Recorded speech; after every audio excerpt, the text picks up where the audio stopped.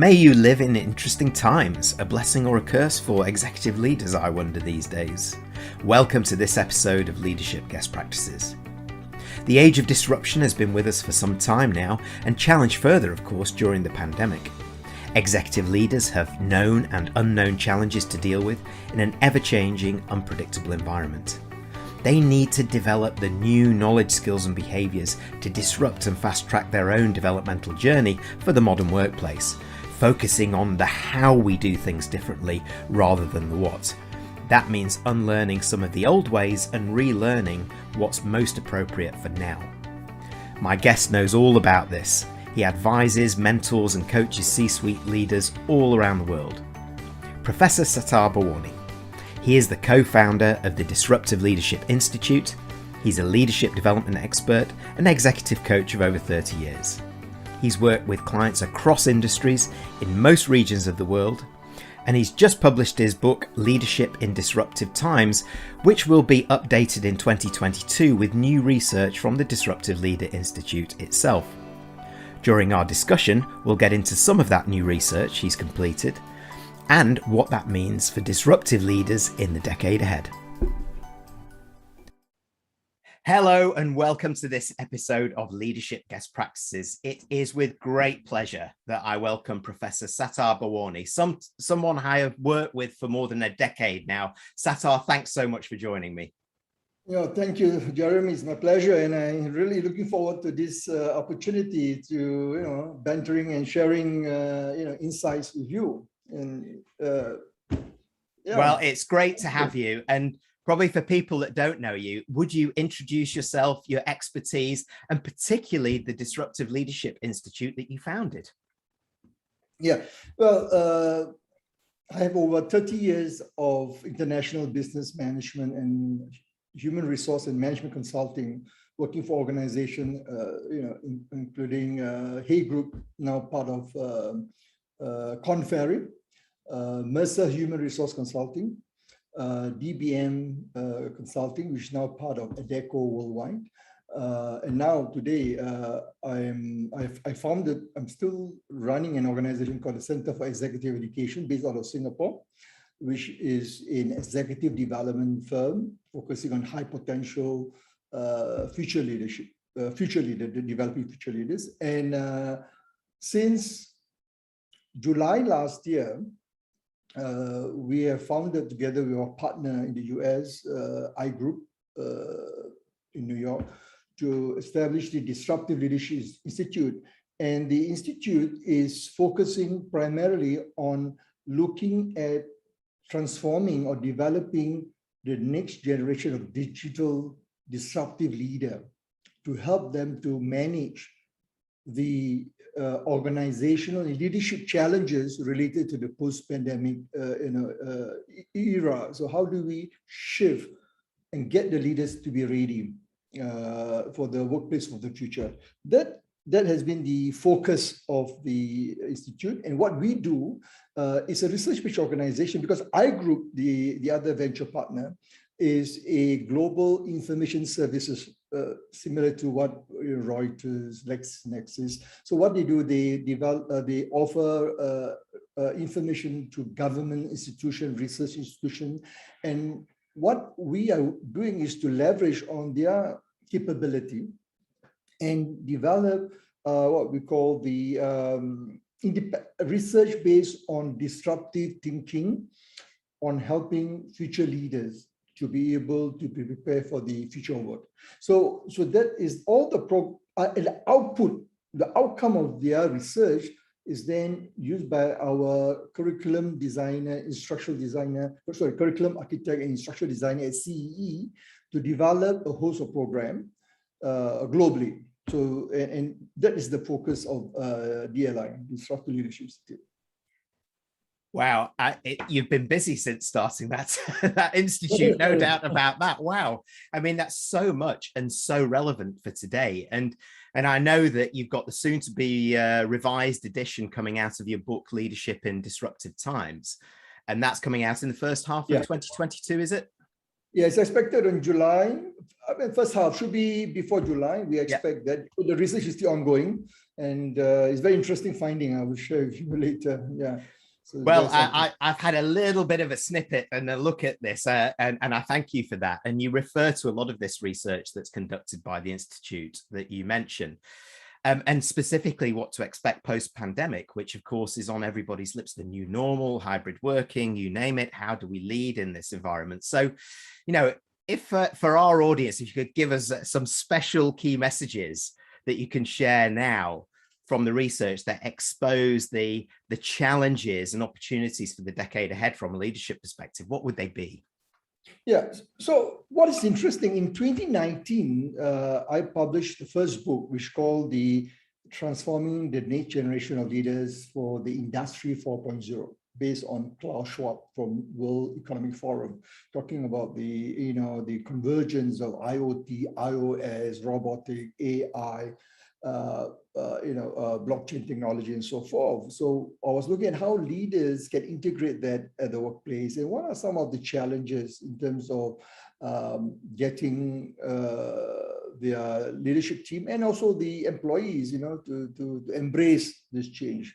So that was the 2019, and at that time the focus, we were looking at some of the skills, the usual what we call the role of technology-based skill development. You are very into that, Jeremy, in your days in 𝐒𝐞𝐜𝐳𝐧. We're talking about VR, AR, and so forth. And some of the skills at that time, we were looking at relational skills, looking at empathy, looking at relationship management, establishing network, and so forth, and listening to employee. And we know that has been all along very important, trust-based partnership.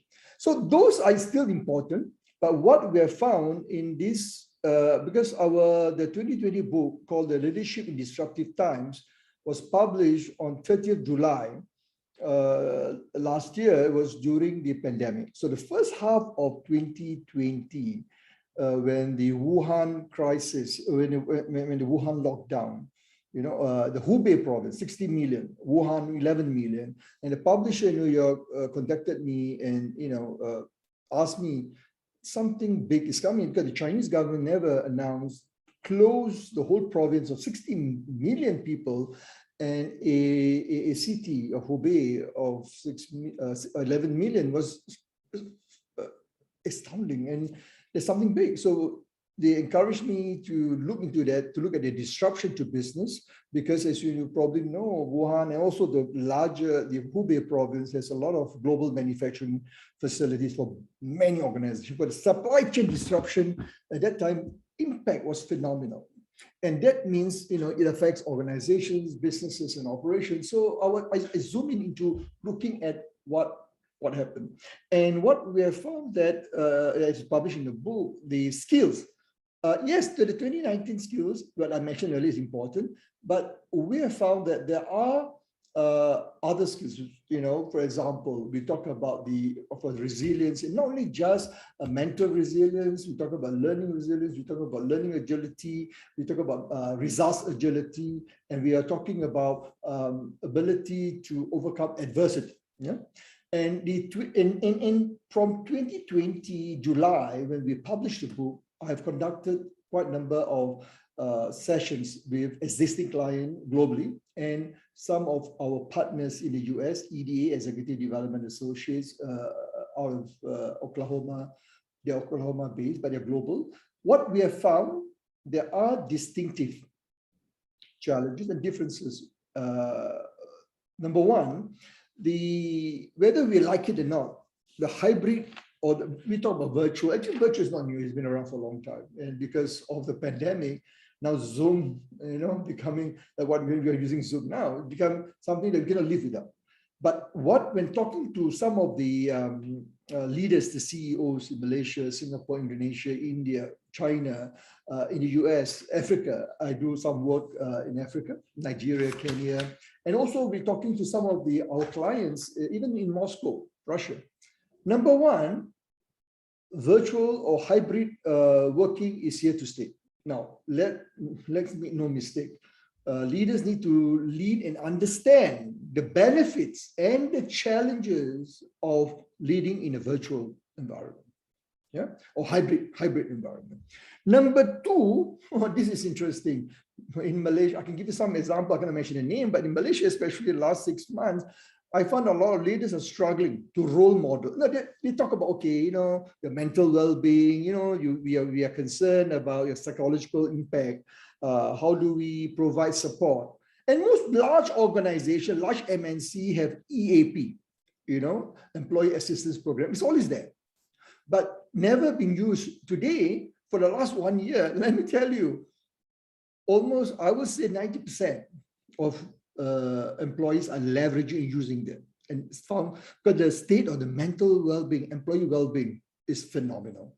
And the suicide rate, especially in Malaysia, in Asia, many of cities are increasing. So this is something very worrying, and leaders are struggling also to work. In Singapore, of course, the government is providing support, providing employer grant to provide employee well-being wellness program. Third, what is interesting is that leaders need to be able to no longer to shy away from VUCA, and you have VUCA, you know, the third D, you know. But what is interesting, in 2019, when my book, the Transforming Leaders in the Industry 4.0, we talk about VUCA as being the impact and the importance and so forth because of the digital disruption. Now, today, everybody acknowledged it. Some is too late. Many of the SMEs are gone. Many of them are suffering. Even big, larger SME or MNC are struggling because they never given it very serious thought. Because the shift of the mindset, the mental model, the lack of the mental agility. Today, they acknowledge to me, yes, we know we should have done that. So what does it mean?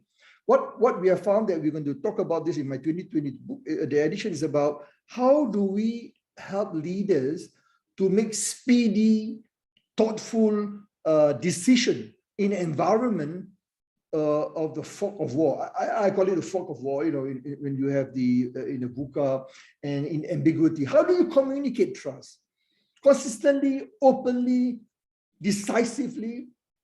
And one of the example is a very good, a great leader actually, who just passed on recently, the Marriott International CEO, just slipped my mind, but he's he was undergoing, when this thing happened, pandemic happened, he was undergoing chemotherapy for cancer, and he appeared live, in a town hall, global town hall, and it's been talked about in many journals about his ability to empathize, demonstrate authenticity, demonstrate trust-based partnership. Now, our research have shown leaders are trying to do that.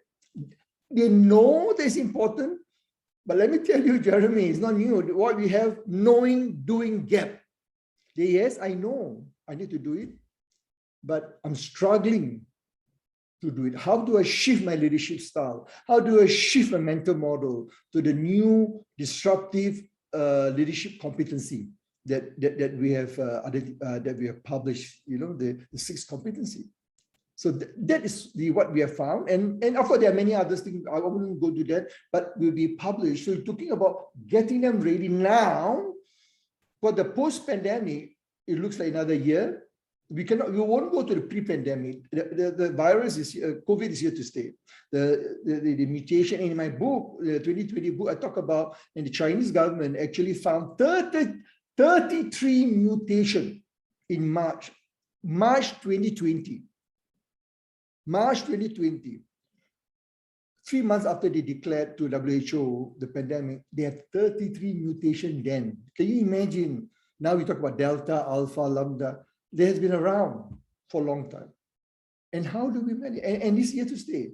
So leaders is going to struggle. So basically, let me just end here. These are some of the nutshell that we're going to publish in the 2022 edition of the book.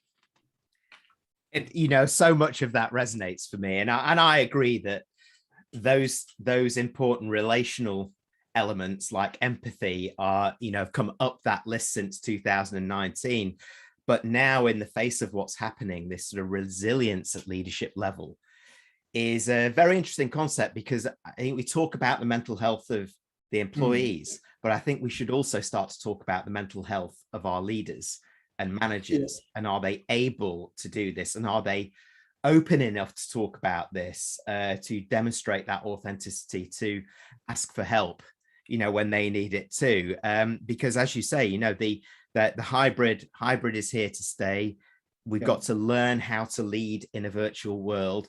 Leaders have to go through that whole process of unlearning, relearning, quite a lot, and to role model it too. They have to, as you say, right, they aren't doing that enough. They need to walk the talk so that they can role model it. And I think the talking about where they're focused, how I summarize what you said there is really, they should be focusing on the whole of the person as employees now, rather than just the business, their mental health, their physical well-being, their workspaces, workplaces, how they work together.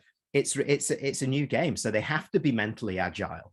They have to be action orientated. And they also might need to, at the same time, be thinking of what's a new business model that's fit for purpose, because we might not be there, right? Exactly. And now you mentioned something interesting. When I launched the book 2020 July in Malaysia, and I, at that time, they still, people are still, what is going to happen? We don't know the impact. Oh, this is like another flu. The problem is they use the word unprecedented. Later in it was the third quarter, fourth quarter, government, business leader, all organizations tend to use the word. What can we do is unprecedented, never happened there. There's no playbook. I think that's not true. It's not true because we know what happened in SARS. We know what happened in Ebola. We hit H1N1 and the bird flu. Bill Gates talked about this in 2015 in his TED Talk. It was very well, widely publicized. Obama, Bush before that, talk about preparation for such pandemic sure to come. Yet the US government failed. Yet many governments failed. Of course, except Jacinda Ardern, from New Zealand, is one person that I plan to write about as an example of a political leader, a leader who really, I think set the mark and is very successful. And the point you talk about business modeling, Jeremy, this is the problem. When I ask a lot of, it's a big law firm, a regional law firm that I'm an advisor to, I was invited to talk to the board and to the senior partner. No, they told me, okay, Prof, we have this BCP, business continuity. Everybody will have this BCP, business continuity plan, activate war room. They activate the minute the lockdown in Singapore, they call it circuit breaker, they activate that. And my questions to them is, okay, you did follow everything, how to be able to issue data, flow protection, customer protection, safety, blah, blah, blah. Then I asked one last question. I asked, okay, all this is great. You're fighting now, you're doing now. What about the future? What is the recovery path? What are you doing? You need to think critically. All those competency we talk about, resilience, talk about empathy, communication, yes, important. But there's one skill, Jeremy, I've learned, and this is one thing I've for the last 1.5 years, and I've seen few leaders who are very successful. They demonstrate exceptional cognitive readiness. Now, in the book, I explain what is cognitive readiness is ability to combine critical thinking, strategic thinking, creative thinking, emotional resilience, empathy, communication, and connecting the dots, and intuition. People tell me, what intuition? We need facts in the industry. For you talk about big data, we talk about data analysis. Yes, it's important, but there are times that you need to use all these six senses, and then you make the decision. So, if you ask me, one of the biggest challenge which I've seen the last 1 year, lack of planning for recovery. They know they need to do that, but what are we going to do? When is the mutation going to end? After Delta, not Delta Plus, now they have new number, and they're going to be much more newer one coming up. According to Newsweek, last month, Newsweek published an article saying the monster of all mutation, there'll be a huge and through research, of course, this is not speculation. So they're not ready for that. That is what I'm worrying. And this is what our institute is working on organizations who are prepared to work now to help them put in place through coaching, mentoring, through training, development, whatever, and to help them to move in the right path. Well, I love that also as those things that you've seen more positively come out of it for those leaders that demonstrate that cognitive readiness and that agility mentally, that links to what you were talking about before as well, to plan their recovery, plan the next steps. Because it's not just about that. This is where it's planning for what happens when the next pandemic or next crisis or next whatever it is hits, because we've got a lot more to cope with in the world now. Even when you consider climate change and some of the big storms and tragedies that are hitting some countries, how they're going to have to quickly pivot that at governmental level, how it will impact business. So there's a huge amount of cognitive resonance in a much broader area. And the way I love it, I read a report, I think it's called the Alexander Group in London. And they said, the biggest leadership challenge for the decade ahead is knowing what to do when you don't know what to do. I love that. What do you think of that? No, absolutely. That's what I'm saying. We have to use our critical thinking and expect the next black swan event. And we need to be able to extrapolate. No, I'm not saying that it's 100% good. Nobody can be accurately predict, but we can look at patterns. Like you mentioned just now, one of the biggest, I'm very worried about the climate change. Of course, not every country are able to, the pandemic is created this inequality. I'm very, even look at the vaccine, it's huge. And a lot of countries are not ready at all. We are very fortunate.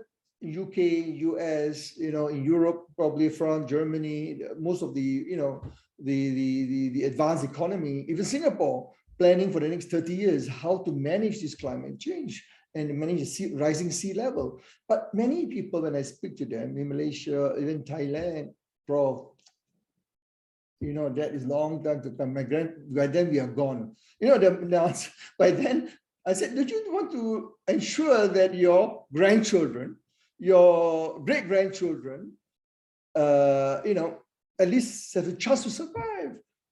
And you cannot leave for future generations. It's our responsibility to take action now. Of course, the priority now is to manage the pandemic and to ensure we survive. Forget about thriving. 90% of our clients are telling me they cannot even survive. They don't know whether by middle next year they'll be around. And there are a lot of consolidations going on. Even MNC banks, even large institutions are struggling. And this is the challenge that we are going to see more and more. You're right. There'll be more disruption, and even you're talking about the multi-generation. The baby boomers are retiring in a large number. For Gen Y are taking up the mid-level. Gen X are senior, and they're also retiring in the next 5 years. And you have the Gen Z or the digital natives. And the question is, can organization ready for them? And these are disruption. You're talking about future work. The future of work. You're talking about the gig workers. You're talking about the change of the employment contract. Are you able to do that? A lot of leaders don't understand. They are still dictating, still managing the same way they have been managing for the last 10, 15 years. And it's not going to work. It's not going to work for the future, the next 10, 15 years. It's going to be so different in the workplace. I love your passion behind this. And we see this together. We look at this in the same way. I know that we do. And may you live in interesting times. Wow, never a true word at this point. I think, we're, as well as these more enlightened leaders, we are in an era of accelerated failure as well. In fact, it's McKinsey, I think their study pointed to by about 2025, 85% of existing senior leadership, executive leaders could fail, which is astonishing. But when I start to listen to some of the things that you're saying, I think I'm not really surprised here, because there are too many leaders that aren't getting to grips with this and aren't kind of ready to admit and shift their mindset around this about themselves. So I know that as well as what we've just been talking about, you are a well-known executive coach. So with that hat on now, Professor Sattar, what is the role of coaching and executive coaching, if you like, in powering up this journey? Because it does need to, just need to accelerate. So it is a blessing and not a curse. What's the secret? No, I have to admit, I used to have about 50% executive development and 50% coaching. Of course, the coaching has shifted more than about 80%. And the rest 20%, not training, but board retreat, facilitation of senior management session to get them to talk about all these issues. But how do we help? Now, first and foremost, Jeremy, and this is something just 2 weeks ago, I was in Kuala Lumpur virtually. I was supposed to fly into one of the government link, and there was about the chief of government. Thank God, the previous government wanted to engage me, is now out. So the question was this: I was asked to look at 5 GLC, government linked companies, CEOs, to help them to transform the organization to the post-pandemic. It's a government linked company, and the 5 of them, and they come together. They want to do group coaching, to facilitate. So one of the things I said, look, as I said, self-awareness. I said, first of all, do you think you're the right person? My first question was, do you agree that you are the right person to lead the organization? They look at me, why do you ask me that? I said, do you think you have what it takes? And are you committed to take this organization or continue the job? Of course, because in a group setting, they're very careful, but privately, then they call me up, and the 2 of them told me, actually, I'm start looking at this is not what I've signed up for. They never expect this. Now, why I'm sharing this is that not all leaders can be coached. They are what we call coachability, the ability to embrace and accept that change, and whether they are willing to be able to embark on the journey of self-discovery. Yeah. And first thing I do is to make them understand where, 3 questions I ask them. Where are we today? So then ask them, where are you today in terms of the pandemic, looking what the challenge economically, and they look at government, of course, there are the macro factors and the micro in organization. So where do you want to go in the post-pandemic? Again, a lot of questions need to think. And some of them say, I don't know. A lot of things are unknown. The government, Malaysia is facing a lot of, we are 23,000, 22,000 each day, new cases. I say, okay, but you need to think. You can hypothesize. Where do you need to go? The next question is, of course, where I come in, how do you get there? That is coaching. So they know, because most of them have access to information. They know what is going on. They know what potentially would happen if they don't take action. So it's a knowing, doing gap. So the gap is the capability to be able to execute. So this is the challenge they have. So coaching, I'm doing strictly executive, C-suite executive coaching. In other words, CEO and C-1 or N-1. And also for the board, and the sponsor is normally the board. And what we do is to help them to understand where they are, how they feel, how they think, and to see whether they mesh or do not mesh with the current situation. So it's about self-awareness. So are they prepared? If they're not prepared, there are 3 occasions where I said, no, I do not want to accept, because although the person, the CEO wants to continue because he knows that he's looking for another job. So he said, look, I will continue. Said, no, it's not fair to the organization. It's not fair to yourself. You need to decide, are you prepared to do this? Commitment. Third, in the coaching helps them, most of these leaders, to prepare for the post-pandemic. It helps them to understand that we cannot control the destiny. We do not know the future. We do not know. We can only control our action. We have to work on what we know, what we can do, and to be in control. So we cannot control the destiny, but we can control the probabilities. We can control the action leading up to the outcome. And this is where coaching helps them to capture the diverse opportunities. And we look at, each and every day. So every single day, they have to spend about 15 minutes and ask them, reflect for yourself, time for yourself. No more, no, those days, end of the week, self-reflection, what have I done for the week? No. This is done every day, even on a weekend. What are you, 15 minutes for you to reflect. Mindfulness is very important. So I advise them to practice mindfulness, focus, no disruption, and help them. And each coaching is different. Some leaders, they have the strength, they have the capability, but they need to be polished. And I always use this word, diamond brilliant. Diamond? My wife always like to, Nora would like joke, because I like, diamond, women love diamonds. So when you talk about diamond, different color of diamond, the blue, pink, whatever. So you need to polish. Some I don't need to polish, I just need to brush. They are brilliant and they are great. But in the pandemic, in current disruption, many of them are still very need much more polishing, need much more help.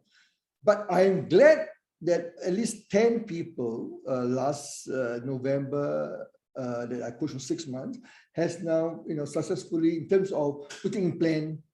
So coaching help, but they have to accept. And lastly, what is important in coaching is not one size fits all. It's a highly individual, is the highest individualized form of executive development, where it's one-on-one, confidential. We do not reveal to the sponsor unless on 3 instances. If it's a threat to life, threat to himself, or there's a breach of statutory duty, or if there's a crime about to be, so those kind of stuff. Otherwise, it's strictly confidential. And I think it is something not for everyone. I have to admit, not everyone can do that. And also the cost investment for C-suite. Of course, there are lower level coaches who does for managers. They do for what we call workplace coaching, for lifestyle coaching. To help. There are many. So they are different. I'm talking about C-suite executive coaching for CEOs and the direct report. And there's gaining more recognition. They acknowledge, yes, we need it. But question is financially. Not all organizations. So it is about building the business case, working with them to build this for the board to approve. So, right, and as a summary for me, I've written down things. I've written what you've said here in capitals. That's how important I think this what you just said was. It's like this knowing and doing gap. That resonates with me. And then tailoring the coaching approach, the importance of which is, some of the things that you're entering that coaching with, don't try and control the uncontrollable. Focus on what we can do. That towards a clear outcome, rather than trying to influence these things that are out of our control.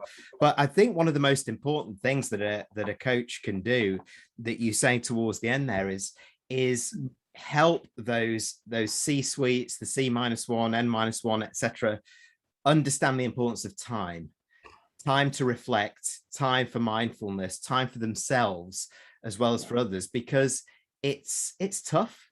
It's tough for leaders out there. We talk about employees a lot, but it is also tough for leaders out there. And they do need that time. They need to be prepared. They need to be resilient. They need to power up their reserves at times as well. And taking that time out is really clear. So if we take everything that you said, which is, there's so much good stuff here. If I'm an executive leader, if I'm a kind of a CEO, I'm thinking, you know what, this really resonates for me, and I really want to do something about it. What would be your sort of 3 quick tips to fast track progress for those leaders who are committed to this journey and heard what you said, Sattar, say, you know what, it's absolutely right, I'm going to do something different? I think that's excellent question. What can we do? 3, I will give you 4, because I always believe the rule of 3 or 4. Okay, let me tell you, first thing, I think we need to be able to accept, as I mentioned earlier, that we cannot have control. We cannot control the pandemic, but we can control the outcome. We can do our best to look at the probabilities. So number 1, we need to accept the reality that we may not have full control in many things, is what's happening right now in the pandemic. So what do we do then? We need to have the self-awareness. We know our strength. We need to know our limitation and how to overcome that. Number 1 is to develop what I call, in my book, I talk about the LEAP, L-E-A-P, leaping through the pandemic. LEAP, L stands for liberal thinking. The liberal thinking here basically means disruptive thinking, looking at your mental agility, challenge the status quo, and do not fall back on what has happened in the past, because there are a lot of things may not work. So you need to really challenge your mental model. Right? That's called liberal thinking. Second is what I call agility. It's related, but it's different. Agility here is how do I then to be able to develop a trust with an employee. Agility in two aspects. One is the mental agility we talk about. The other agility is change agility, to transform at the workplace, and agility from the perspective of the people, flexibility, empowerment. We all know that, but this time around, because we have the virtual hybrid working, you need to let go a lot of things that you worked in the past and how you communicate. And agility also involved in terms of the results.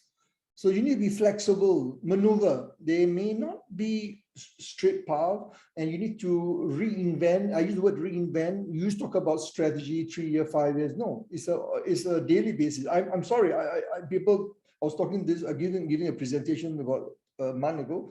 I said I think it was CEOs. You need to reinvent your mind every day, to look at what are the possibilities with all the policies, government, with all the competitors. So reinvent means that you have to have the agility and looking at results and be able to change. Thirdly, you need to be able to develop what we call trust-based partnership. Now, especially in today's context, you cannot do it alone. You need to work with competitors. You need to work with industry partners. Leverage on the government, whatever support schemes. You need to be able also to work with your organizations such as the Chamber of Commerce, chambers, organizations that you can network and learn from others. Be humble, learn from other CEOs. And that is the trust-based partnership. And lastly, the L, actually, I didn't go in the order of the thing. The last one is called the exuberant thinking. Exuberant, although with all the depressed news, your employee, your board must see you as enthusiastic, as a sense of optimism. So when I say optimism, you must be grounded to reality. You don't give a false sense of, you need to be energized. You need to have energy, you need to energize, but at the same time be grounded, knowing what are the limitations, and be upfront with the employees so they know that you are being authentic. So if I were to summarize, she's LEAP, because in my mind, it's in the book. L stands for, as I mentioned just now, liberal thinking. E for exuberant. Being exuberant, being optimistic, but grounded to reality. Then LEA is for agility, and talking about mental results, agility, change agility. And P is for partnership, trust-based partnership with your employee, with your board, with your stakeholders, suppliers, customers. Of course, customers first. Customer always number one. Customers first. Actually, sorry, people first. I only believe take care of your employee and they will take care of the customers. And lastly, partnership with your competitors, see whether you can leverage on research, on industry practices and so forth. So LEAP, leaping through the fog of the pandemic, the disruption by the pandemic. And in the 2020 book, I explain in very detail how do you do that. That's absolutely great. And that all starts, that leaping starts with acceptance. It always starts with mindset, doesn't it? An attitude, so that they can move through it. It's been a fascinating discussion with you, Prof. And I really can't wait for the revised edition of the book to come out next year. You've got to keep us posted. I'm sure many people listening and watching this would like to get in touch with you, know more, find out more about you as an executive coach, you as a disruptive leader expert. So how do they get in touch and find out more? Sattar? Yeah, the easiest way is, of course, for the website has a lot of information. You can see at the bottom left-hand corner of the screen, disruptiveleadership.institute. That's where you have all the links to the books, the articles, and what I've done for my client, and I make it available publicly. Every chapter of the book, I condense it into an article published in the Human Resource Journal internationally, Human Resource Online. So you can have a link and you can download free. I have white papers that I'm giving away free. I'm also, all my interviews, all the webinar masterclass with the permission of the client. I ask permission. I make it available to the DLI YouTube website, and the links to all the social media is found on the easier place to go to the DLI Disruptive All the social media icon is there. You can go in and connect me on LinkedIn, my personal and DLI LinkedIn, where I publish every week a new update and on the pandemic leadership challenges, and also discussion about what are some of the best practices that leaders and organizations can consider to adopt. Because I'm a member of many of the various professional grouping in terms of looking at the post-pandemic with WHO. I'm in touch with WHO, in touch with CDC in the US, because part of research is to access some of this published data. So I publish them. So when I publish in the sense that, in the LinkedIn, in the Facebook, in the Twitter, I use more LinkedIn than anything else, because that's where I reach a wider network. So they can contact me through there, and my email address or LinkedIn is all available there. And I would love to continue the dialogue and share the experience. Well, thank you so much. You're a good friend, you're a colleague, you're an amazing mentor to me, Sattar, and it's been a pleasure to have you. Thank you very much for joining me, and goodbye. I must say, yeah, thank you so much for having me. I enjoyed it as always, Jeremy. I mean, we enjoy working together, and I'm sure the audience, and you have done this series that you have launched. I went through many of the videos and I've shared with some of my clients. I think you're doing a great service for the community. This is a great way to share, and this is what we should be doing, sharing our knowledge. So with that note, thank you so much, and look forward to catching up with you again. Thank you so much. Thank you. Goodbye. Yeah, bye-bye. Thank you for joining our Guest Practices videocast. Please do subscribe to our YouTube channel through the link below, or check out our website to access more in our current series of expert interviews.